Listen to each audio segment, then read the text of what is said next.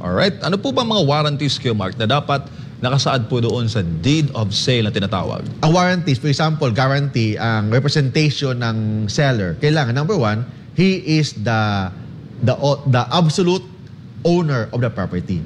You cannot sell property that you do not own. Don't forget that. Very basic in law. Very basic in law on sale. Hindi ka pwedeng magbenta ng property na hindi sa'yo.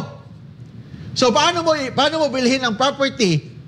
Kailangan, yung kadil mo, siguraduhin mo na siya yung owner. Because you cannot sell property that you do not own. Parang hindi mo kayang magbigay kung hindi naman sa'yo. Hindi mo kayang ibenta kung hindi naman sa'yo. Paano mo ibigay ang isang bagay na wala ka naman? Basic yan sa batas. So same also in the warranty. Kailangan mo munang papapatunayan or check mo muna kung yung kausap mo, siya ba yung absolute owner ng property.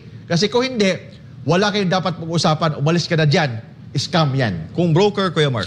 Kung broker, of course, dapat authorized ang broker. Okay, number one yan ha. Number two, kailangan it is not subject to any claim. Mga encumbrance, mga utang, mga ganon. Kailangan alam mo lahat yun na it is not subject to any claim and dapat nabayaran lahat ng buhis. That's why, ang suggestion ko, bago mo bilhin ang property, kumuha ka muna ng certificate of tax clearance sa BIR or sa other mga assessor's office, mga ganon, para at least ma-check natin na wala talagang problema ang property with respect sa mga taxes.